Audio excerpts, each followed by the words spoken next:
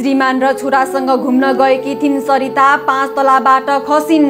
मृत्यु शंकास्पद भन्दै अनुसन्धान सुरु। आज भन्दा 3 दिन अगाडि खुसी खुसी 2 छोरा र श्रीमानसँग पोखराको लागि निस्किएकी थिइन् सरिता भण्डारी। आफ्नो व्यस्त दिनचर्यालाई भुलेर परिवारसँग यादहरू बनाउन थियो उनलाई, तर ती यादहरू सँगाल्ने क्रममा उनी होटेलको बरन्डाबाट खसिन् र घटनास्थलमै उनले सबैलाई छाडेर गइन्। प्रहरी सरिताको मृत्युलाई रहस्यमय मान्दै अनुसन्धानमा छ। शंका उपशंका उब्जिएको छ।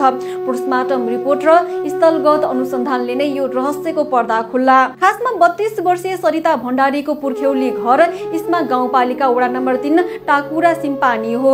हाल बुटोल उपमहानगरपालिका 17 रानीगञ्जमा श्रीमान लक्ष्मण भनिने राजु भण्डारी र 2 साना छोराहरूसँग बस्थिन्। यहाँ उनीहरूको भाडा पसल छ। वडा सदस्य रामप्रसाद नेउपानेसँग हामीले गरेको कुराकानी अनुसार 3-4 दिन अगाडि सबै परिवार घुम्न निस्किएका थिए। शनिबार सरिताको मृत्युको खबर रानीगञ्जका बासिन्दाले पाए, जसले सबैलाई स्तब्ध बनाएको छ। सरिता श्रीमान र 2 छोरासँग पोखरा आएकी थिइन्। यहाँ पोखरा महानगरपालिका वडा नम्बर 6 स्थित होटेल रुद्राक्षमा उनीहरू बसेका थिए। शुक्रबार राति करिब 12:30 बजे घटना घटेको प्रहरीको अनुसन्धानले खुलेको छ। जिल्ला प्रहरी कार्यालय कास्कीका सूचना अधिकारी डीएसपी हरिबहादुर बस्नेतका अनुसार प्रहरीलाई खबर भने करिब 1 बजे भयो। प्रारम्भिक चरणमा सरिताको परिवार होटेलको 5औं तलामा थिए। मध्यराति 5औं तलाबाट 55 फिट तल होटेलको प्रवेशद्वारमा खसेकी थिइन्। उनी बसेको होटेलमा कुनै सीसीटीभी थिएन, जसले गर्दा हत्या, आत्महत्या वा भवितव्य के हो भनेर खुलेको छैन। सरिताको परिवारले भने शंकास्पद रहेको भन्दै आएको छ।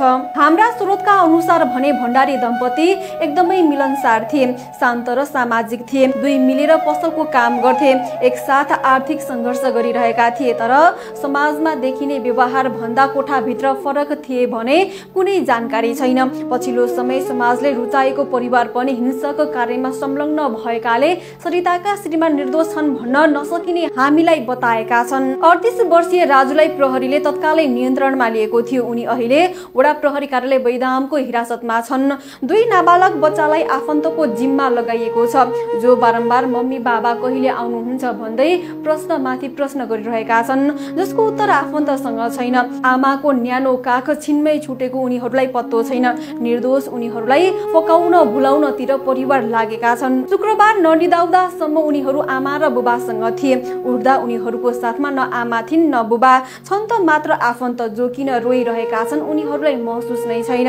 अघिसम्म आमा बुबासँग रमाउँदै हाँस्दै फोटो खिचेको, घुमेको, खाएको, आफूलाई मनपर्ने खेलौना किनेको स्मृति ताजै छ, जुन अन्तिम बन्यो। सरितालाई घटनापछि गण्डकी मेडिकल कलेज लगिएको थियो, जहाँ उनलाई चिकित्सकले मृत घोषणा गरिदिए। पोस्टमार्टम रिपोर्ट प्राप्त भएपछि थप अनुसन्धान प्रहरीले अगाडि बढाउनेछ।